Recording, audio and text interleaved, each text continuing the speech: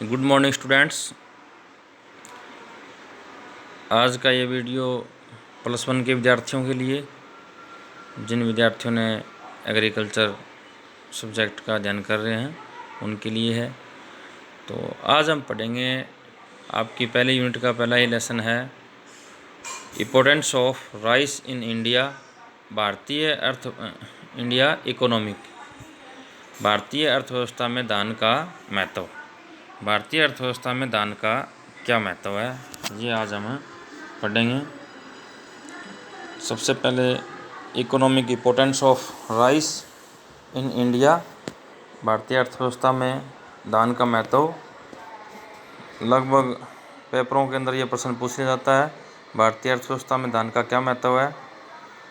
तो सबसे पहले भारतीय अर्थव्यवस्था में चावल महत्वपूर्ण भूमिका निभाता है। चावल क्षेत्र, उत्पादन और उपभोक्ता वरीयता के मामले में सबसे महत्वपूर्ण खाद्य फसलों में से एक है।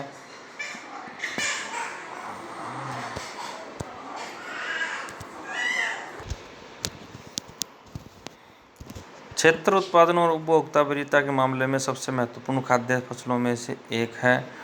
भारत दुनिया में चावल का दूसरा सबसे बड़ा उत्पादक है। प्रश्न पूछ लेंगे कि चावल उत्पादन में भारत का कौन सा स्थान है। तो चावल उत्पादन में भारत का दूसरा सबसे बड़ा उत्पादक है। उत्पादक और उपभोक्ता दोनों में ही क्या है, दूसरा स्थान है। इतना ही उपभोग होता है और उत्पादन में भी दूसरा स्थान है और उपभोक्ता में भी, प्रयोग करने में भी दूसरा स्थान है।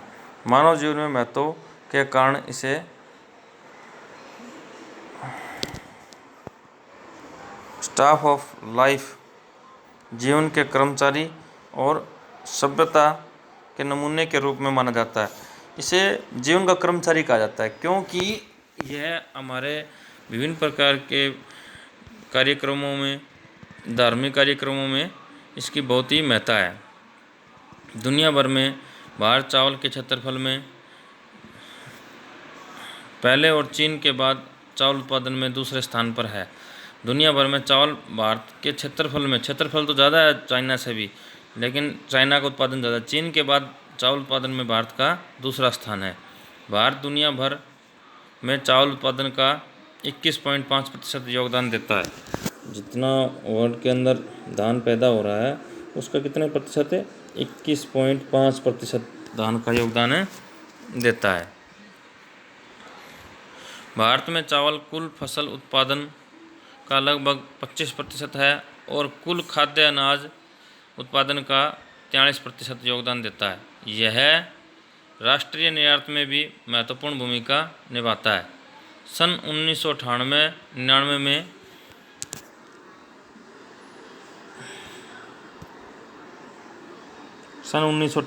में चावल कुल राष्ट्रीय निर्यात का 4.5% योगदान रहा। पूछ लेगा 1998-99 में चावल के निर्यात का, बाहर भेजने में कितने प्रतिशत योगदान रहा, 4.5% योगदान देता है। इस प्रकार भारत में कुल कृषि निर्यात का लगभग 25% भाग चावल के माध्यम से निर्यात होता है।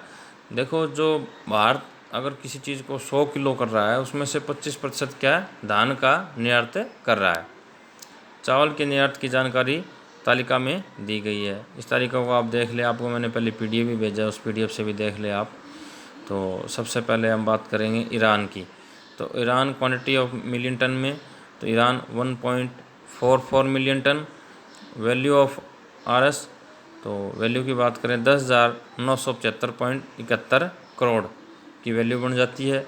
सऊदी अरब को करता है 0.83 मिलियन टन, इसकी वैल्यू बनती है 6,717.06 करोड़। ऐसे ही इराक को कर रहा है 0.22 और इसकी वैल्यू है 1,599.72 करोड़।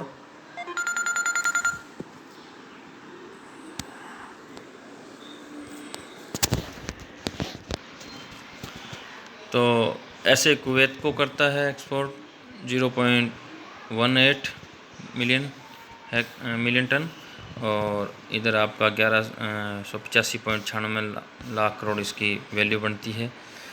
अदर कंट्री को 0.94 करता है। इसकी 7332 करोड़ वैल्यू बनती है और ये टोटल 3.73 और इसकी वैल्यू है 29,291.83 करोड़। आगे नॉन बासमती की बात करें, बासमती की बात थी। नॉन बासमती भी कई कंट्री हो जाता है, बेनिन है, बांग्लादेश है, सेनेगल है, साउथ अफ्रीका है, लिबेरिया है, अदर कंट्री। ये सारी आप टेबल को अच्छी तरह से नोट कर ले, इनमें से अलग अलग प्रश्न आते हैं। चावल के भूसे का उपयोग आंशिक रूप से मवेशियों को खिलाने के लिए, छत बनाने के लिए, रस्सी, स्ट्रोबोर्ड, पेपर बनाने और ईंधन के स्रोत के रूप में भी काम में लिया जाता है। चावल के चोकर के तेल को कम कोलेस्ट्रॉल के कारण कई वनस्पति तेलों से बेहतर माना जाता है। ये बहुत ही अच्छा है, इसके चोकर से तेल निकला जाता है और उसको खाने के लिए, स्वास्थ्य के लिए बहुत ही अच्छा रहता है। न्यूट्रिएंट वैल्यू ऑफ राइस, चावल के अंदर पोषक तत्व कौन कौन से पाए जाते हैं उनकी हम बात करते हैं। चावल मुख्यतः आहार ऊर्जा का स्रोत है, क्योंकि कार्बोहाइड्रेट यानी स्टार्च एक मुख्य घटक है और इसमें तत्काल ऊर्जा प्रदान करने वाला तत्व पाया जाता है। तो चावल के अंदर स्टार्च की मात्रा बहुत ज़्यादा पाई जाती है और स्टार्च ऊर्जा प्रदान करता है और तुरंत ऊर्जा देता है, खाते ही उसमें एकदम एनर्जी आती है शरीर के अंदर।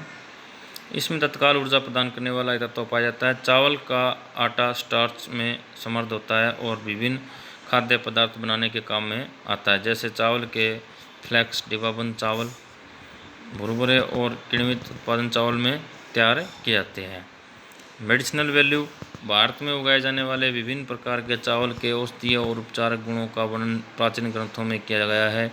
चावल का उपयोग कई स्वास्थ्य संबंधी रोगों जैसे खट्टी डकार, मधुमेह, गठिया आदि में किया जाता है। 3-4 बीमारियां उनमें काम में लिया जाता है, जैसे खट्टी डकार आना और आपका खट्टी डकार, मधुमेह, शुगर में गठिया बाव आ जाता है, उसमें इनमें काम में आता है।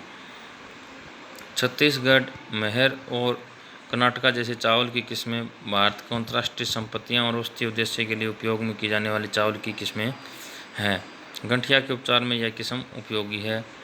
अलचा, पके हुए अनाज को छोटे शिशुओं के फोड़ों को ठीक करने के लिए, स्तनपान कराने वाली महिलाओं के लिए उपयोग किया जाता है। लेचा, लेचा एक वैरायटी है, इसको पके हुए अनाज का उपयोग गर्भवती महिला के दिया जाता है ताकि शिशु की चमड़ी के संक्रमण से रोका जा सके। जो शिशु को संक्रमण हो जाता है उसको बचाने के लिए ये लेचा नाम का एक किस्म है, वो गर्भवती महिलाओं को खिलाई जाती है। करहनी, यह लकवा के लिए उपयोगी है, जो पैरालिसिस वगैरह हो जाती है, लकवा हो जाती है, उसके लिए ये वैरायटी अच्छी है। और महाराजी, इसे प्रसव के बाद महिला के लिए टॉनिक के रूप में उपयोग किया जाता है। डिलीवरी होने के बाद में महिलाओं को दिया जाता है। बाईसूर, इसका उपयोग सिरदर्द और मिर्गी का इलाज करने के लिए चावल की भूसी चोकर के धुएं को सांस में खींचने के रूप में किया जाता है। नाग केसर के बारे में लगभग पूछ लेते हैं। नाग केसर फेफड़ों की बीमारियों में से परेशान रोगी के लिए यह उपयोगी है। काली मंच, त्वचा की परेशानी के लिए उपयोगी है। और ये भेजरी है, जो नाल को जल्दी घटाने के लिए।